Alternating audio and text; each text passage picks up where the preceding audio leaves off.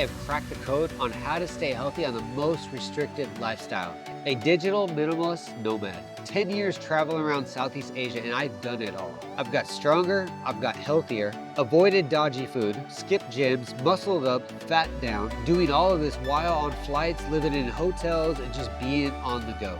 And today I'm going to share with you my health fitness hacks, my food suggestions that will help you, and how I've maintained my weight while traveling. And if you're not traveling, this is still awesome for you. If you work 9 to 5 and you come home every night tired and you ain't got time to go out, these hacks will help you as well. So with that being said, let's get into the first one.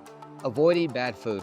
Food is an amazing thing, especially when you travel. The reason I started traveling was because I was watching food travel channels. Remember Mark Wiens? He's the guy that actually got me to take the move. I wanted that life, and I took it. And after 3 years of traveling around Southeast Asia, trying all this food, I started to realize it does taste good, but not for the right reasons.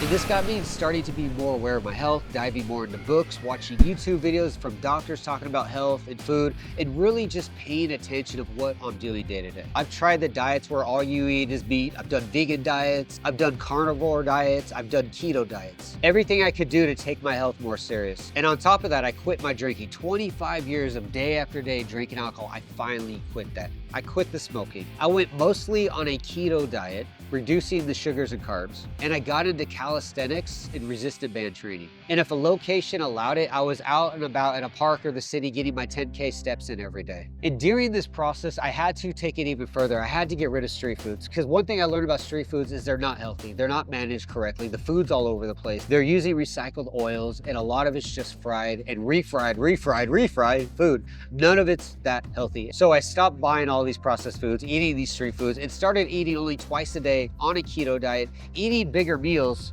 but eating what my body needed. And when it came to the food, I had to start getting smart about it. I had to stop buying food at the local markets where everything came with 50 grams of free sugar for some reason. I had to cut it. So I started going to grocery stores, buying whole foods, buying nuts, buying different types of meats and vegetables. And this allowed me to start losing weight, eating healthier, and hell, I even slept better. And the last one was just water intake. I started upping my water intake, and also I got rid of plastic bottles. I don't know if you guys are paranoid about microplastics, but I started to after a lot of research. So now I have a metal water container that I travel with all the time, always drinking water all the time. Makes you feel full, keeps you healthy, and you really can't gain a lot of weight from it because you end up getting rid of it eventually. Number 2, healthcare and pharmacies. The best advice I got from somebody about taking medicine in Asia is don't take medicine in Asia. Now, the health part is a 2-part thing. The first one you guys can do at home if you're not in Asia. If you do get sick, allow your body to fight. A fun fact, when you get the flu or if you get the cold, your body gets hot. It's fighting an infection.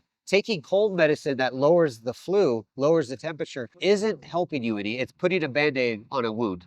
Just taking medicine because you coughed isn't going to solve anything. It's not going to allow your body to adjust and become stronger along the way. Allow it to do its job. Now, I'm not saying all medicines are bad. If you have something serious, obviously take your medication. Listen to your doctor.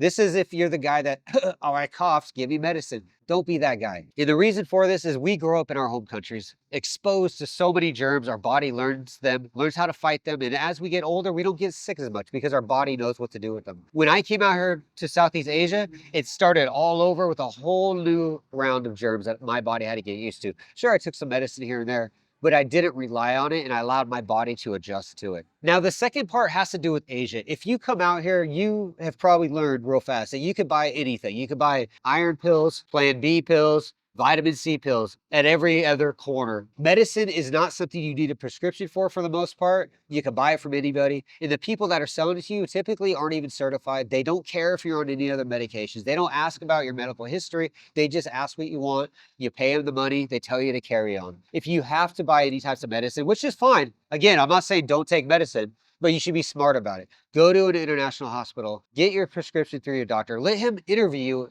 and talk about what you have and what you need. Because again, if you go to one of these pharmacies out here in Asia, they're going to sell you whatever you ask for and you're going to take it. So when you do have a reaction to it or something bad happens, the only one going to be responsible for it is you. Number 3 is staying fit. Exercise, fitness. You have to do this. Fitness is a must. And somebody like myself that travels all the time, always on the road, I don't have the ability to get a monthly gym membership. I have to find what works and I have to use it when I can. My solution is I have an 8 kilogram resistant band. I use these resistant bands every morning. I get out there, I do some push-ups, some pull-ups, whatever it is, but I spend a good 30, 40 minutes every day doing resistant training. This allows me to keep my health good, keep my heart rate up, everything is good, and it doesn't cost a gym membership. Plus these resistant bands out here in Asia cost like $4, and they pack in your bag and you don't even notice they're there. Now, when it comes to the cardio, if I'm in an open area where I can go out, walk 10 kilometers, I will do that at a park. If I don't have that ability, I will just do jump rope. And yes, and this is how I do it. I don't have a jump rope. You don't need a jump rope to jump rope. You do lose like 10% of the overall value of it, but you still get the heart rate, you still get the calorie burn. And the biggest secret to my weight loss and staying healthy has been calisthenics. If you don't know what calisthenics is, it's an amazing thing. You're pretty much using your own body weight. If you don't know what I'm talking about, there's a YouTuber on YouTube, an amazing guy. He's been doing this stuff for like 20 years. The guy's the best of the best. His name is Chris Harriet. Check his channel out. Doing this with the jump roping and the resistance training has allowed me to lose a lot of weight, stay in shape, build up more mass, and just feel great overall. So if you are on the run, or if you do work at 9 to 5 and you're always busy, consider these 3 things because they will help you. Let's get into the last one, sleeping. If you're one of those guys that thinks, I don't need sleep, I need to stay up, I need to work, drink coffee, I am with you 100%. 4 years ago, I always had this idea, all these like influencers, all these talkers saying, you don't need to sleep, you need to focus, you need to hustle, you need to grind, work, get rich, do it now, sleep when you're dead. All this stuff used to come out and I used to fall for it. And then one day a friend of mine was concerned and he's like, David, you need to sleep. You need 7, 8 hours of sleep. And I'm having this like, I don't need to sleep. I need to work. I'm not rich enough. We got to go.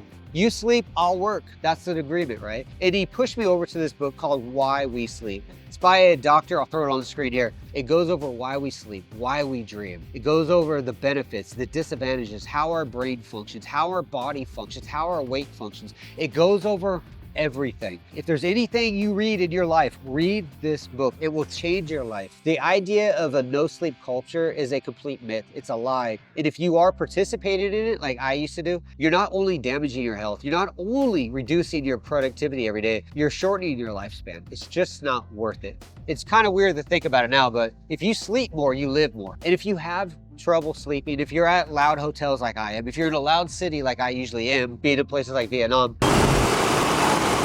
here's a little hack for you. If you have an iPhone, put in your AirPods. There's an option on the iPhone that'll allow you to put in white noise. So you can hear raining, thunderstorms, or just different white noises in your AirPods. You don't have to download a YouTube video. You don't have to download music. It's part of your AirPods. Whatever it takes, you need to be sleeping 7 to 9 hours a day. If you miss 4 hours of sleep on Monday, you can't make it up by sleeping 4 extra hours on Tuesday. It doesn't work that way. If you're skipping it, you're only going to lose. This is probably one of the biggest hacks I can share with anybody when it comes to your health. Sleep. So there you have it, my 4 hacks that have changed my life. Make sure you sleep, make sure you're working out, make sure you're eating healthy, and make sure you know where that food's coming from. And of course, if you're drinking a lot, this is something you have to quit. I drank for 25 years, university, military, growing up. I just drank.